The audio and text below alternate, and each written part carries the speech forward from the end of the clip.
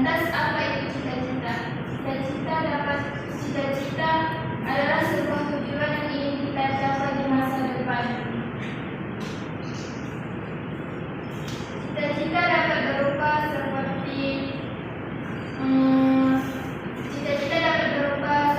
profesi, dokter, insinyur, atau guru.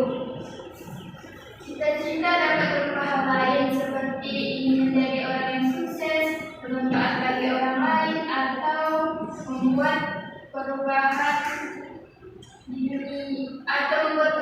dunia. Lantas bagaimana cara kita untuk meraih cita-cita? Untuk mencapai cita-cita kita harus memiliki tekad yang kuat dan berusaha keras. Kita harus rajin belajar, disiplin, dan pantang menyerah. Selain itu, kita juga harus memiliki motivasi dan semangat yang tinggi.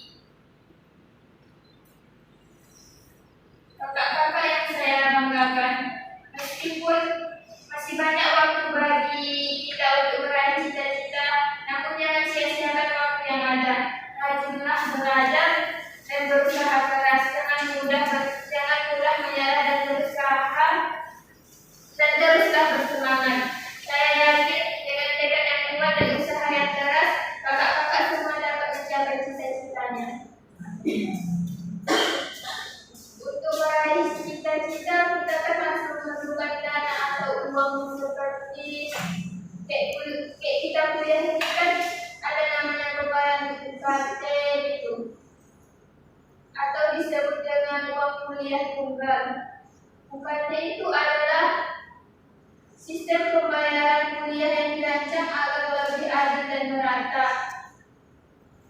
Jika mahasiswa dengan kemampuan ekonomi yang lebih rendah akan mendapatkan UKT yang kecil. Jika mahasiswa kemampuannya yang lebih kaya itu akan mendapatkan UKT yang tinggi.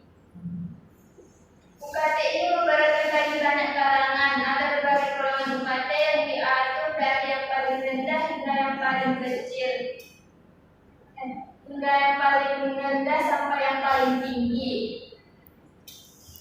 Tapi dalam UKT ini masih ada keluhan dari mahasiswa yang merasa tidak mendapatkan kecakapan ekonomi keluarga mereka. Beberapa mahasiswa merasa dibebankan pada kondisi ekonomi keluarga kurang mampu. Kita juga harus ingat bahwa pendidikan adalah hak setiap warga negara, bukan hak untuk mereka yang mampu saja. Nah, dunia pendidikan ada juga menyangkut tentang yang namanya bullying.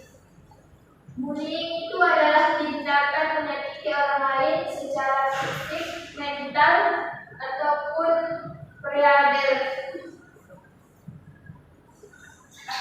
maupun emosional.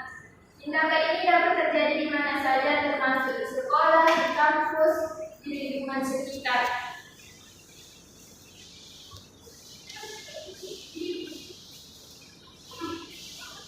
Bullying dapat berupa ejekan, hinaan, ancaman, kekerasan fisik, dan bahkan pelecehan seksual.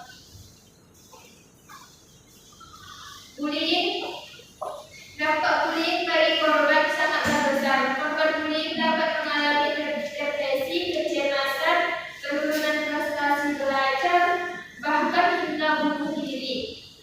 Oleh karena itu, bullying harus segera dihentikan. Bagaimana cara kita untuk menghentikan bullying? Pertama, kita semua harus menolak dan tidak mentoleransi tindakan bullying. Kedua, kita harus berani untuk melaporkan kepada pihak yang berwenang jika melihat tindakan bullying terjadi. Ketiga, kita harus memberikan dukungan kepada korban bullying agar mereka tidak merasa sendirian. Marilah kita bersama-sama menjaga dan menciptakan lingkungan sekolah atau kampus yang aman dan nyaman bagi semua orang, yang bebas dari bullying. Ingatlah, Bullying adalah luka yang tak kasat mata, luka yang dapat meninggalkan bekas di seumur hidup. Sampai disinilah materi saya. Apakah ada kakak-kakak yang ingin bertanya? Saya persilakan.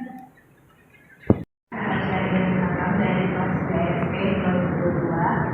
Jadi pertanyaan itu lebih mengacu ke pendapat aja sih, gimana kan ada bilang tadi kalau misalnya pendidikan itu hak semua orang gitu kan, ya baik miskin maupun yang lain. Tapi kita lihat sekarang UKT itu besar kali gitu. Jadi gimana orang-orang yang ekonominya ini rendah untuk mengikuti pendidikan? Menurut saya. Baik, saya akan menjawab pertanyaan dari Kak Natasha.